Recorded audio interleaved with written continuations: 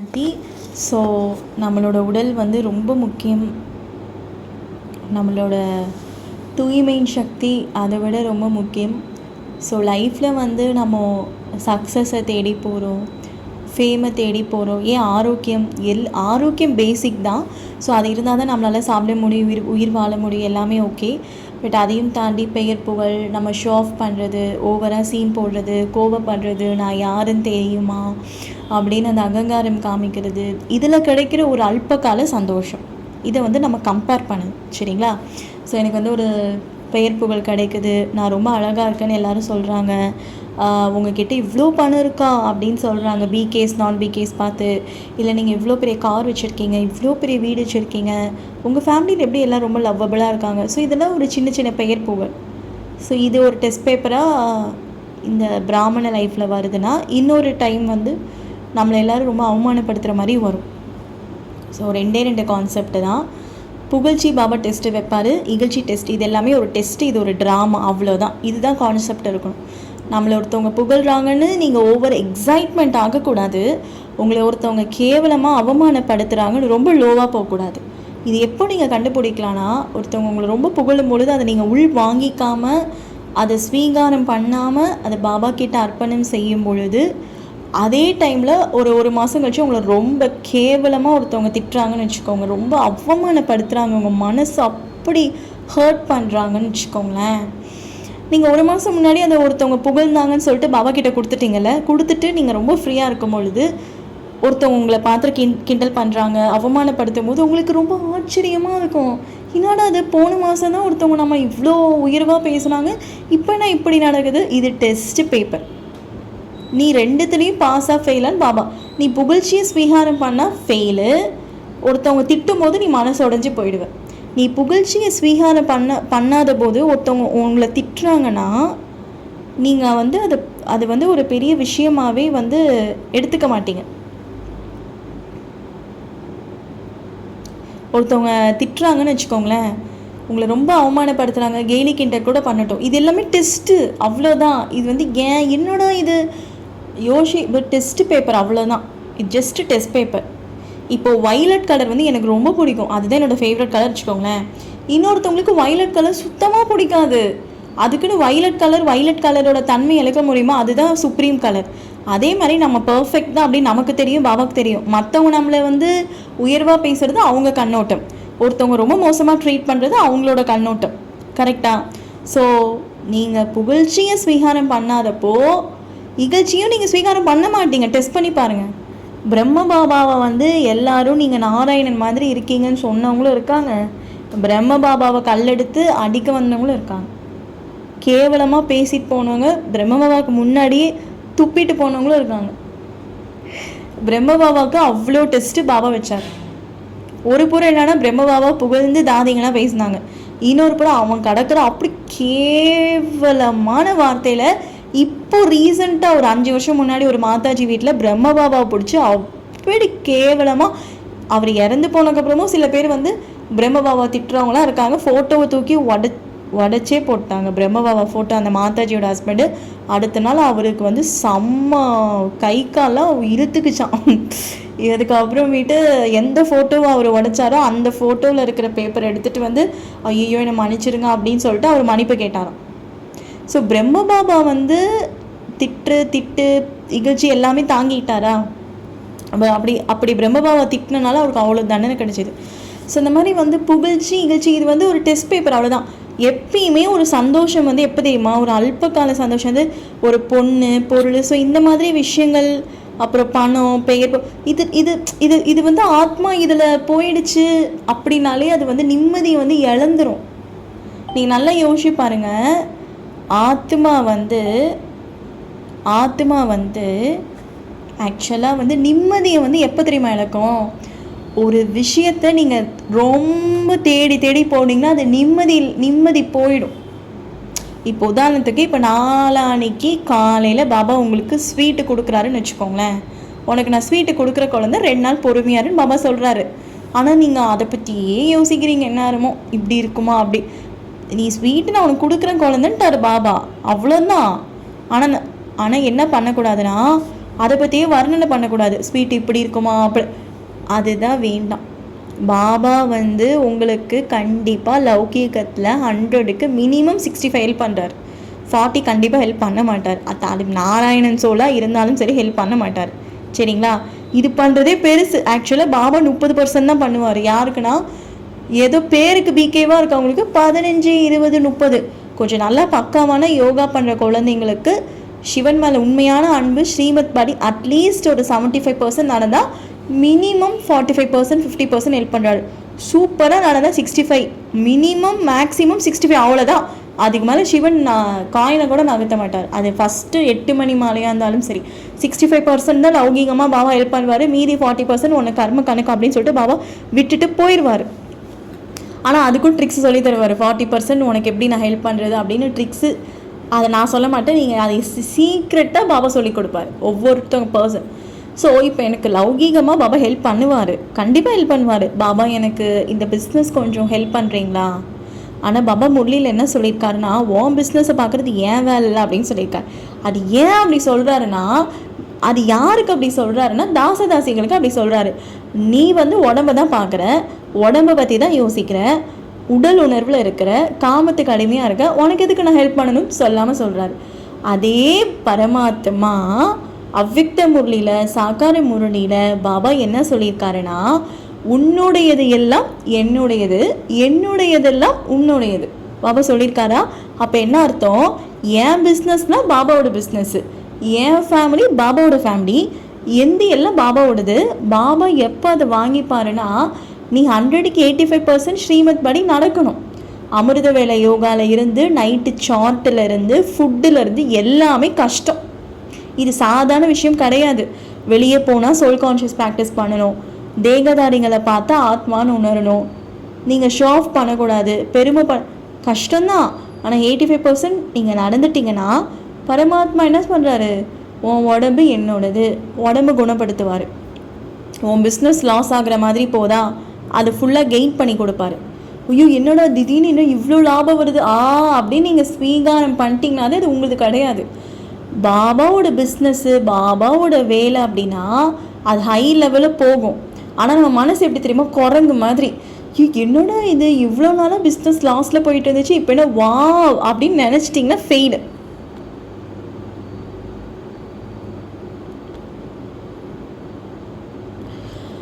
பாபாவோட பிஸ்னஸ் அப்படின்னா பாபாவோட பாபா கிட்ட நீங்கள் ஒரு விஷயம் வந்து கொடுக்குறீங்க அப்படின்னா அது வந்து சூப்பராக போகும். ஆனால் நம்ம மனசு எப்படி தெரியுமா, அதையே தான் நினச்சிட்டு இருக்கோம். அதுதான் பாபா வேணான்றாரு. இப்போ நீங்கள் பாபா கிட்ட ஒரு விஷயம் கொடுத்துட்டீங்க, அது லௌகீகமாக கொடுத்துட்டீங்க, அது கொஞ்சம் கொஞ்சமாக ஹை லெவலில் இன்க்ரீஸ் ஆகுது. அது உங்கள் உடலாக இருக்கலாம், மனமாக இருக்கலாம், பொருளாக இருக்கலாம், எதுவாக வேணால் இருக்கலாம். அது கொஞ்சம் கொஞ்சம் கொஞ்சம் கொஞ்சமாக அப்படியே என்ன ஆகும், இன்க்ரீஸ் ஆகிட்டே இருக்கும். நல்லா யோசிச்சு பாருங்கள். நான் சொல்ல சொல்ல நீங்கள் அப்படியே ஃபீல் பண்ணுங்கள்.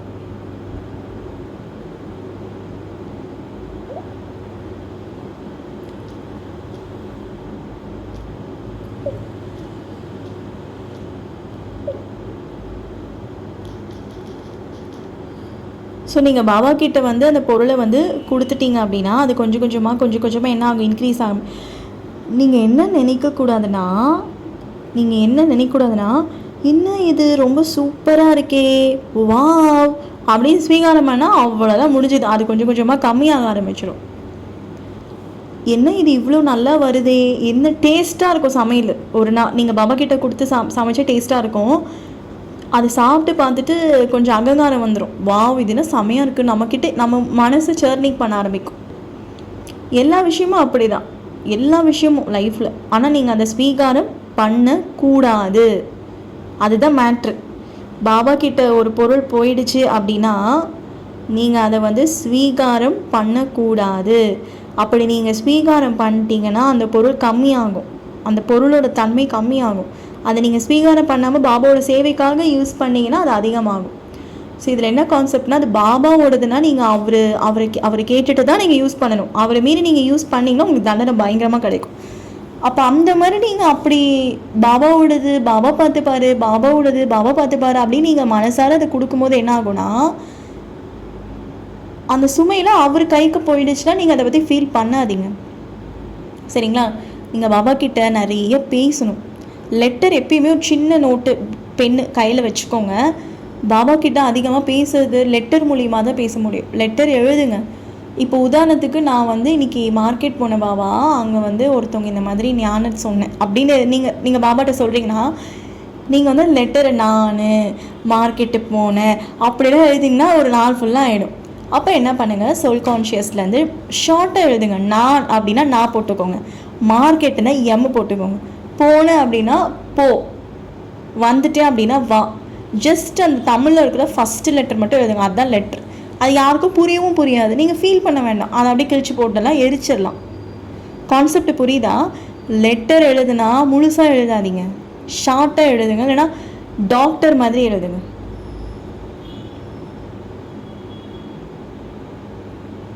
ஓகேங்களா? ஸோ நீங்கள் அந்த மாதிரி ரொம்ப வந்து ஷார்ட்டாக லெட்டர் எழுதும் போது அடிக்கடி லெட்டர் எழுதலாம். நைட்டு தான் லெட்டர் அப்படியே வேண்டாம், காலையில் மதியம் எழுதுங்க. சூப்பராக யோகா வரும். நீங்கள் யோகாவே எனக்கு வரலைங்க சிஸ்டர் அப்படின்னு ஃபீல் பண்ண வேண்டாம். நீங்கள் எல்லாமே பாபாட்ட கொடுத்துட்டு நீங்கள் ரொம்ப லேஸாக இருங்க, ஜாலியாக இருக்கும்.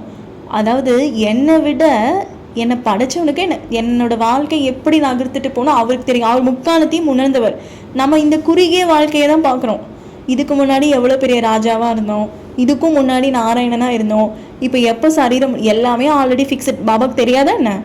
அதை தெளிவாக தானே சொல்கிறாரு பாபா. என்ன சொல்கிறாரு? ஆல்ரெடி எல்லாமே திரும்பவும் நடந்ததே தான் திரும்ப திரும்ப திரும்ப நடக்குதுன்னு பாபா சொல்கிறாரு.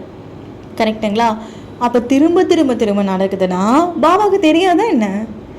கண்டிப்பாக பாபாவுக்கு தெரியும்ல. அவர் தானே டைரக்டர் ஆஃப் திஸ் ட்ராமா. நம்பிக்கை இல்லை, பாபா மேலே நம்பிக்கை இல்லை, அதுதான் உண்மை. பாபா மேலே நம்பிக்கை இருந்துச்சு அப்படின்னா நம்ம ரொம்ப லேஸாக ரொம்ப ஃப்ரீடமாக இருப்போம். பாபா மேலே நம்பிக்கை இல்லை, எதுலேயுமே நம்பிக்கை இல்லை, அப்புறம் எப்படி அவர் ஹெல்ப் பண்ணுவார் நமக்கு? அதனால தான் அப்படி மூஞ்சி வச்ச மாதிரி சொல்லிடுறாரு. என்ன சொல்கிறாருன்னா, உன் உடம்பை பார்த்துக்கிறது என் வேலை இல்லை, உன் பிஸ்னஸை பார்த்துக்கிறது. அதில் ஒரு அன்பு இருக்குது. அது என்னன்னா, அது என்ன அன்பு அப்படிங்கிறது நல்லா லாஜிக்காக சோல் கான்ஷியஸ்லேருந்து யோசிச்சு பார்த்தீங்கன்னா தெரியும்.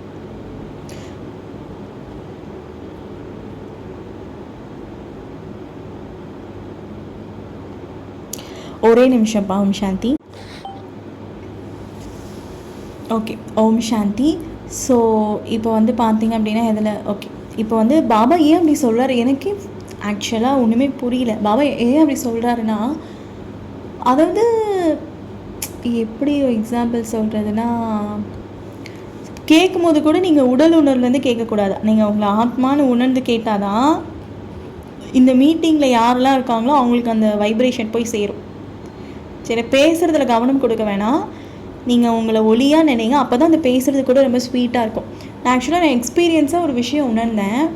நீங்கள் காரில் போனாலும் சரி, ட்ரெயினில் போனாலும் சரி, பைக்கில் போனாலும் சரி, சம்டைம் தம்பியோட சைக்கிளில் போனாலும் சரி, நடந்து போனாலும் சரி, அதில் பாபாவை நீங்கள் கூட்டிகிட்டு வந்து அது டேஸ்ட்டாக இருக்குது. நீங்கள் பாபா கூட்டிகிட்டு வராமல் நீங்கள் ஃப்ளைட்லேயே போனாலுமே அது உப்பு சப்பு மாதிரி தான் இருக்குது. ஆனால் பாபாவை கூட்டிகிட்டு நீங்கள் டவுன் பஸ்ஸில் போனால் கூட சொர்க்கத்தில் ஏதோ புஷ்பக விமானத்தில் பறக்கிற மாதிரி உங்களுக்கு ஃபீல் ஆகும். ஆச்சரியமாக இருக்கும். நீங்கள் ஃப்ளைட்லேயே போனாலும் நல்லாவே இருக்காது. சா, என்னடா இது போர் அடிக்குதே லைஃப் அப்படின்னு தோணும். நீங்கள் டவுன் பஸ்ஸில் தான் போவீங்க. பாபா உங்கள் பாக்கெட்டில் வச்சுட்டு போய் பாருங்கள், சூப்பராக இருக்கும்.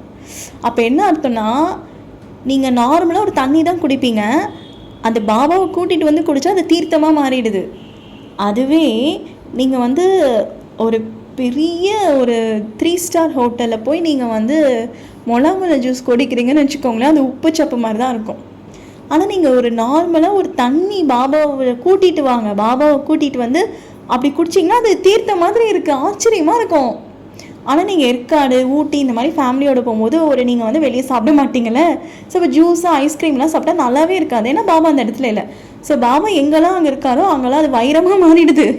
பாபா இல்லாத இடம் அது வைர மாளிகையாக இருந்தால் கூட கல் மாதிரி அனுபவம் ஆகும். இதுக்கு பேர் தான் சொல்லுவாங்க பொய்யான மாயை, பொய்யான உலகம் அப்படின்னு சொல்லிட்டு. புரியுதுங்களா?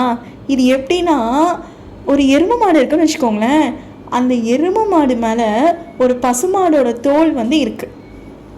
அது வெளியே வந்து மாயை என்ன பண்ணுதுன்னா, இது ஒரு அழகான பசு, இது அழகான சிங்கம், இது அழகான ஒரு எப்படி சொல்கிறது, ஒரு புலி, இது அழகான ஒரு மான் அப்படின்னு அது என்ன பண்ணுதுன்னா மேலே அந்த பெட்ஷீட் போடுது. ஆனால் அது உள்ள எருமை மாடு தான் அங்கே இருக்குது. அது எருமை மாடு தான், ஆனால் அது பெட்ஷீட் அந்த மாதிரி போடுது, அவ்வளோதான். வெளியிலேருந்து பார்க்குறதுக்கு தான் அப்படி ஷோ காமிக்குது.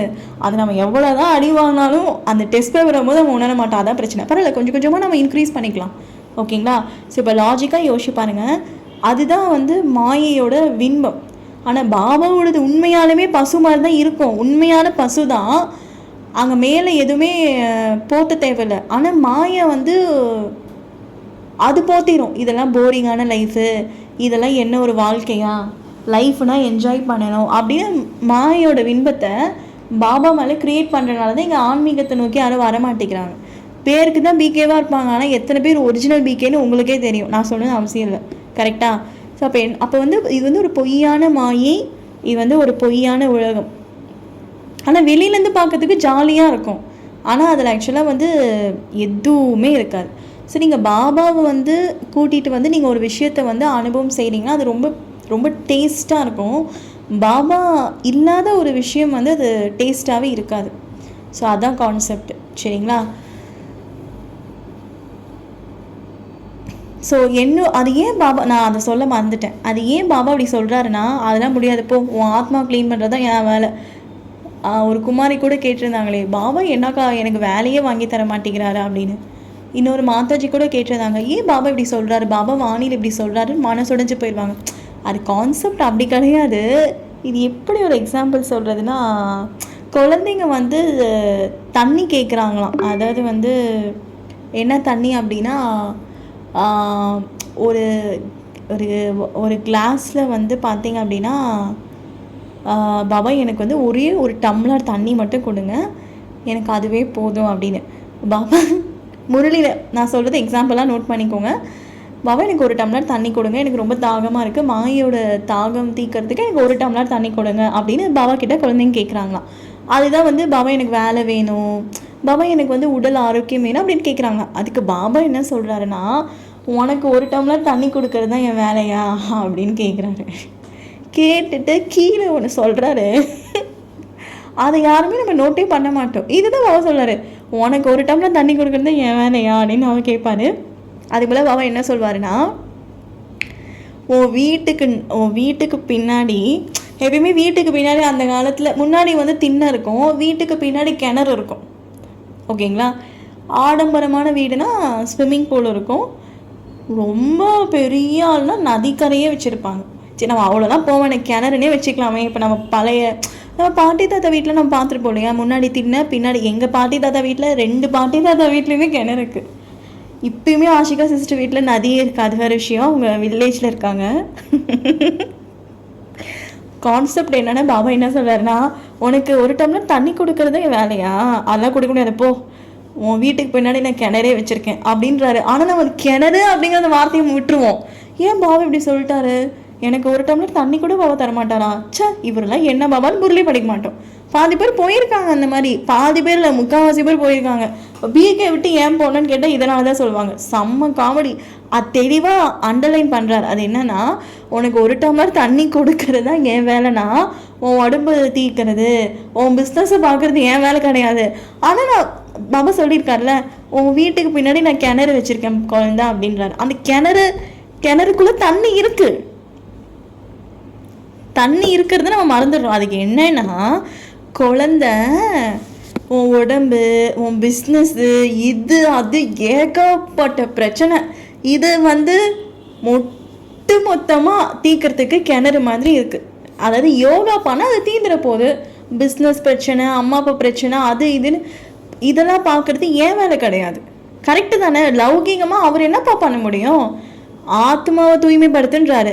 அது என்னன்னா, நீ உன் ஆத்மாவில் நல்லா யோகா பண்ணி க்ளீன் பண்ணால் உடம்புல இருக்கிறது போயிட போகுது. கரெக்டாக? கர்ம கணக்கே உனக்கு இல்லைன்னா யார் உனக்கு துக்கம் கொடுக்க முடியும்? அதுதான் பாபா சொல்கிறாரு. அந்த அன்பை கூட நம்ம புரிஞ்சிக்க மாட்டேங்கிறோம். அப்போது நீ கர்ம கணக்கு தீர்த்துரு குழந்தை, உன் அம்மா அப்பா திட்டுறாங்க, உன் பிஸ்னஸ்ஸு, உன் படிப்பு, வேலை, இது எல்லாமே சரியாயிடும்.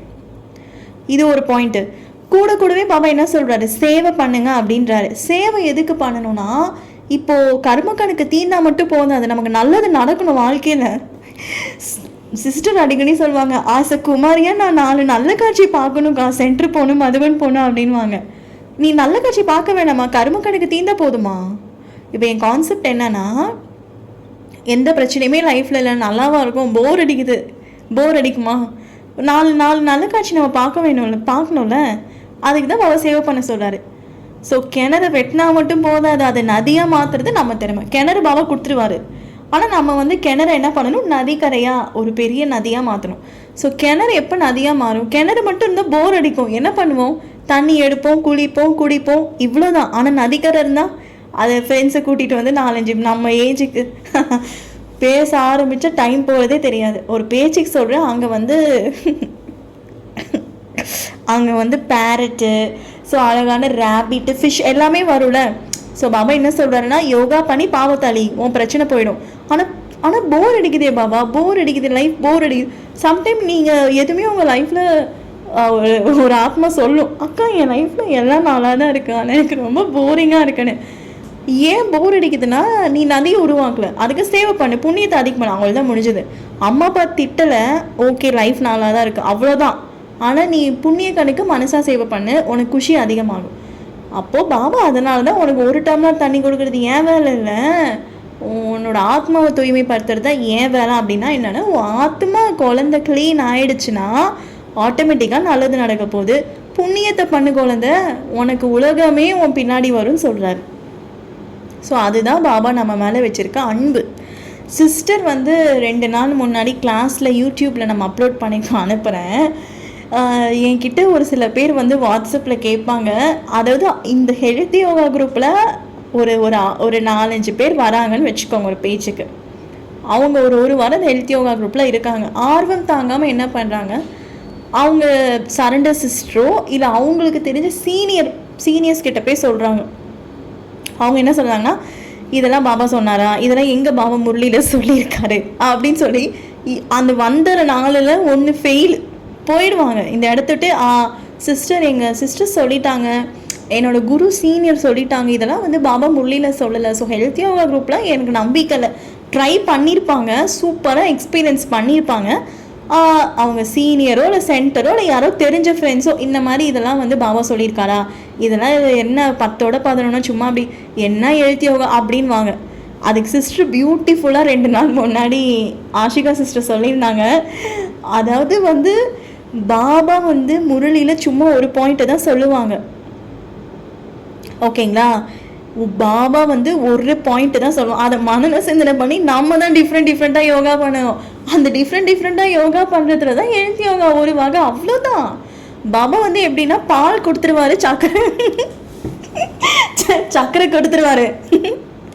நீ வந்து அதில் பால்கோவா பண்ணுறியா, இல்லை பால் கொழுக்கட்டை பண்ணுறியா, இல்லை பால் பாயசம் பண்ணுறியா, அது ஓ திறமை.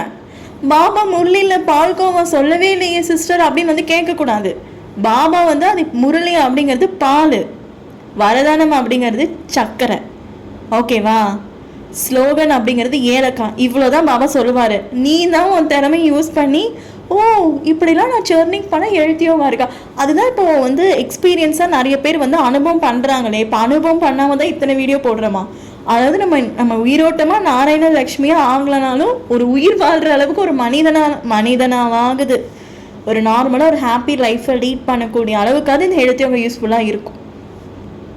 ஹெல்த் யோகா பண்ணால் அப்படியே நான் நாராயணன் ஆகிடலாம், அப்படி கிடையாது. அது எக்ஸ்பீரியன்ஸுக்கு ஆளுங்க வச்சாச்சுப்பா. ஒரு 10 பேராவது இருக்கீங்க நம்ம கைவசமாக.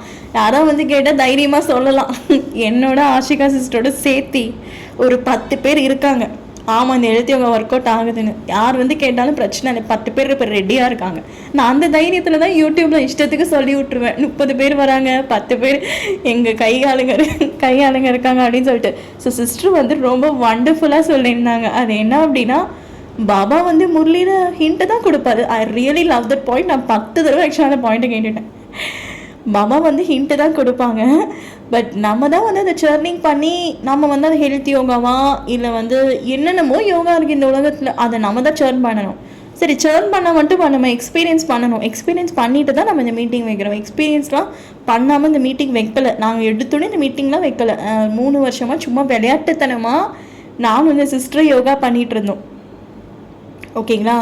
ஸோ அப்போ இது வந்து சும்மா ஒர்க் அவுட் ஆகுதா இல்லையான்னு டெஸ்ட் பண்ணிவிட்டு அதுக்கப்புறம் தான் நம்ம மீட்டிங் 4வது வருஷத்தை வச்சோம். எடுத்தோடனே மீட்டிங்லாம் வைக்கல. இந்த மீட்டிங் வச்சு கூட ஒரு வருஷம் இருக்கும்னு நினைக்கிறேன். ஓகேங்களா? பட் எல்லாராலையும் வர முடியாது, லக்கி சோல்ஸால் மட்டும்தான் வர முடியும். சரி, நம்ம ஒரு 15 மினிட்ஸ் யோகா பண்ணிட்டு மீட்டிங்கை முடிச்சுக்கலாம். அப்புறம் என்ன ஒரு ஹாப்பி நியூஸ்னால், நம்ம எல்லாருமே ஒரு விளையாட்டுத்தனமாக ஒரு 4-5 நாள் வந்து 16-108க்கு ஒரு ஓகே பண்ணோமா இல்லையானா அதோட எஃபெக்ட் ரொம்ப நல்லா இருக்குப்பா, சீரியஸாக சொல்கிறேன். 16-108க்கு நம்ம பண்ணோம். அதுக்கப்புறம் 9 lakhsக்கு ஒரு 2 தடவை பண்ணோன்னு நினைக்கிறேன். அது பண்ணக்கப்புறம் தான் எனக்கு வந்து வாட்ஸ்அப்பில் 10 பேர் மெசேஜ் பண்ணாங்க. ஸோ லேட்டஸ்ட்டாக ஒரு வீடியோ போட்டிருக்கோம் பாருங்கள். அது விமானம், அதுதான் ஹைலைட்டு, வேறு ஒன்றும் கிடையாது. அந்த விமானம், அதில் நானும் பேசியிருக்கேன், விமானத்தை பற்றி, ஆக்சிடெண்ட்டை பற்றி பேசியிருக்கேன். ஸோ அதில் பார்த்துட்டு ஆக்சுவலாக வந்து எனக்கு ஒரு 15 பேர் மெசேஜ் பண்ணாங்கன்னு நினைக்கிறேன். மீதி 3 பேரை ஜாயின் பண்ணல, ஒரு 12 பேரை ஜாயின் பண்ணியிருக்குன்னு நினைக்கிறேன். ஸோ அப்போ பாருங்கள், நம்ம வந்து ஒரு யோகா பண்ணுறோன்னா அது எஃபெக்ட் வருது. சரிங்களா? ஸோ இப்போ நான் நிறைய பேர் ரீசெண்டாக குரூப்பில் ஜாயின் பண்ணியிருக்கேன். ஓகேங்களா? நம்ம வந்து 16-108 பண்ணோம். அப்புறம் 9 lakhs பீப்புளுக்கும் பண்ணோன்னு நினைக்கிறேன். ஸோ அதோட விளைவு தான் இப்போ இத்தனை பேர் வந்து ஜாயின் ஆகிருக்காங்க. அப்போ நம்ம ரெகுலராக பண்ணலாமே. இது வந்து ஐஸ்வர்யா சிஸ்டர் நடத்துகிறாங்க, இல்லை ஆஷிகா சிஸ்டர், அப்படி கிடையாது. இது நம்ம எல்லாருமே ராஜா ராணிகள் தான். ஓகேங்களா? நம்ம எல்லாருமே என்ன பண்ணணும்னா, இங்கே யோகா பண்ணி என்னோட ஆசைன்னு சொல்ல முடியாதா, ஆக்சுவலாக அது என்னோட ஆசைன்னு கூட சொல்லலாம். ஏன்னா தூய்மையான ஆசை பாவம் வந்து தலைமை வணங்குவார். ஆஷிகா சிஸ்டர் அடிக்கடி கேட்பாங்க, அக்கா இதெல்லாம் நினைக்கலாமா அப்படின்னு. ஆக்சுவலாக வந்து எதை நினைக்கணும் எதை நினைக்கக்கூடாதுன்னு ஒரு வரமுறை இருக்குது, அதை நாளைக்கு பார்க்கலாம். இப்போ இந்த மாதிரி நம்ம நினைக்கலாம், எல்லாருமே நினைக்கலாம்ல. என்ன நினைக்கலாம் அப்படின்னா, எனக்கு ரொம்ப ஆசை, பட் இது என்னோட ஆசையா பாபாவோட ஆசையான்னு தெரியல, பட் எனக்கு ரொம்ப பிடிச்சிருக்கு. இங்கிலீஷில் பேசுகிறவங்க, ஹிந்தியில் பேசுகிறவங்க, அவங்களும் வந்து இந்த எழுத்தியவங்களை கலந்துன்னு ரொம்ப ஆசையாக இருக்குது. பட் அது வந்து கண்டிப்பாக வந்து நடக்கணும். அப்படின்னா நான் மட்டும் முயற்சி பண்ணால் பத்தாது. ஸோ இங்கே இருக்கவங்க எல்லாருமே வந்து ஒரு வைப்ரேஷனை க்ரியேட் பண்ணணும். ஓகே, நம்ம வந்து இத்தனை பேருக்கு சக்காஷ் கொடுக்குறோம் அப்படின்னா இதோட ரிசல்ட்டை வந்து பார்க்கணும். அப்படி ஒரு ஆர்வத்தை வைக்கலாமே. இப்போ நான் மட்டும்தான் யோகா பண்ணுறேன்னா அப்படி கிடையாது. இப்போ நீங்களும் தானே யோகா பண்ணுறீங்க. அப்போது 16-108 9 lakhs பீப்புள், இவங்க எல்லாருக்கும் நம்ம யோகா பண்ணுறோன்னா அப்போ ரிசல்ட் தெரியணும்ல. அப்போ ரிசல்ட் எப்போ தெரியும் அப்படின்னா, அவங்களும் வந்து இங்கே வரணும். ஓகேங்களா? இங்கிலீஷ் வந்து இப்போ நம்ம நல்லா இப்போ இங்கிலீஷில் நம்ம பேசி வீடியோ போடுறோன்னா கண்டிப்பாக வருவாங்க. ஸோ அதுக்கு ஒரு சில சப்போர்ட் நமக்கு தேவைப்படுது. அந்த சப்போர்ட்டை வந்து பாபா கொண்டுட்டு வர்றது இந்த யோகா அக்னியில் தான் இருக்குது. ஸோ நம்ம தொடர்ந்து யோகா பண்ணால் இந்த உலகம் அழியறதுக்குள்ளே 16-108 வந்து இந்த மீட்டிங்கில் கலந்துக்கணும். சரிங்களா? அப்புறம் 9 lakhsல ஒரு சில ஆத்மாக்கள் இந்த மீட்டிங் வரணும். அந்த அளவுக்கு நம்ம வந்து பவர்ஃபுல்லாக அந்த பின்பத்தை க்ரியேட் பண்ணலாம். நம்ம விளையாட்டுத்தனமாக தான் யோகா பண்ணோம். நம்ம ஒரு 4 நாள் எல்லாரும் தொடர்ந்து யோகா பண்ணி 5வது நாள் வந்து எனக்கு 15 பேர் மெசேஜ் பண்ணுறாங்க. அது ரொம்ப ரெக்வஸ்ட்டாக கேட்குறாங்க, சிஸ்டர் ப்ளீஸ் அந்த ஹெல்த் யோகா குரூப்பில் ஜாயின் பண்ணுங்கன்னா அந்த ஹெல்த்து அவங்க பண்ணுறாங்களோ இல்லையோ அது அடுத்த விஷயம். அந்த ஆர்வத்தை நான் பாராட்டுறேன். அந்த ஆர்வம் வந்து ஒரு க்ரியேட் பண்ணுது. அது ஏன் அப்படின்னா, நம்ம 5 நாளாக கன்சிஸ்டண்ட்டாக யோகா பண்ணோம் இந்த மீட்டிங்கில். அதனால தான் அந்த 15 பேர் ஈர்க்கப்பட்டு வந்திருக்காங்க. ஸோ அதனால் நம்ம கன்சிஸ்டண்ட்டாக யோகா பண்ணலாம். யோகாவால் முடியாதது எதுவுமே கிடையாது. சரிங்களா? அப்புறம் ரொம்ப ரெக்வஸ்டான ஒரு விஷயம், அது வந்து எங்கள் ஊரில் கீதா பாடசாலை ஈவினிங் வந்து ஓப்பனே பண்ண மாட்டேங்கிறாங்க. ஸோ நாளையிலேருந்து ஒரு 10 நிமிஷம் கீதா பாடசாலை எங்கள் ஊரில் வந்து ஓப்பன் பண்ணணும் அப்படின்னு சொல்லிட்டு எல்லாருமே வந்து சங்கல்பம். நாங்கள் மெயின் சென்டருக்கு போக வேண்டியதாக இருக்குது, ரொம்ப தூரமாக இருக்குது எனக்கும் ஆஷிகா சிஸ்டருக்கும். ஸோ எதோ நடக்குது வாழ்க்கையில். ஆஷிகா சிஸ்டர் சொன்ன மாதிரி அந்த கீதா பாடசாலை ஈவினிங் வந்து ஓப்பன் ஆக மாட்டேங்குது. நாங்கள் மெயின் சிஸ்டர்கிட்ட சொல்லிட்டோம், தமிழ்நாடு ஹெட்டுக்கிட்ட கூட சொல்லிட்டோம், ஆனால் எங்கள் கையில் எதுவுமே கிடையாது. ஸோ நீங்கள் எல்லாருமே சங்கல்பம். ஸோ மார்னிங் ஓப்பன் பண்ணுறாங்க, ஈவினிங் வந்து எங்கள் ஏஜில் இருக்கவங்க ஒரு 4-5 பொண்ணுங்க வந்து 7 days கோர்ஸ் கேட்கணுன்னு ரொம்ப ஆர்வமாக இருக்காங்க. அவங்களுக்கு வந்து கோர்ஸ் வந்து எடுக்கிறதுக்கு வாய்ப்பு வந்து கீதா பாடசாலை சாயந்தரம் ஓப்பன் பண்ண மாட்டேங்கிறாங்க. ஸோ நீங்கள் எல்லாருமே வந்து நாளை வந்து ஒரு ஸ்பெஷலாக ஒரு யோகா பண்ணலாம். எங்கள் ஊரில் அந்த கீதா பாடசாலை ஓப்பன் பண்ணணும் அப்படின்னு சொல்லிட்டு ஒரு 10 நிமிஷம் வந்து யோகா பண்ணலாம். ஸோ நீங்கள் ரிமைண்ட் பண்ணுங்கள். ஸோ எங்கள் ஏஜில் இருக்க பொண்ணுங்க, சின்ன பொண்ணுங்க, மார்க்கெட் போகிறோம், நாங்கள் நோட்டீஸ் சும்மா அந்த மாதிரி சொல்கிறோம், அக்கா நாங்களும் வந்து அது எப்படி இருக்குன்னு பார்க்குறோம், எப்போ வருவீங்கன்னா ஈவினிங் தான் வர முடியும், மார்னிங் வந்து ஒர்க் போகிறோம், படிக்கிறோம் அப்படின்றாங்க. ஸோ அதனால் ஈவினிங் வந்து ஓப்பன் பண்ண முடியல ஒரு சில காரணங்களால். ஸோ அந்த தடயம்லாம் நீங்கணும் அப்படின்னு சங்கல்பம். சரி, மீட்டிங்கை முடிச்சுக்கலாம். நம்ம ஒரு 15 மினிட்ஸ் யோகா பண்ணிவிட்டு ஓம் சாந்தி.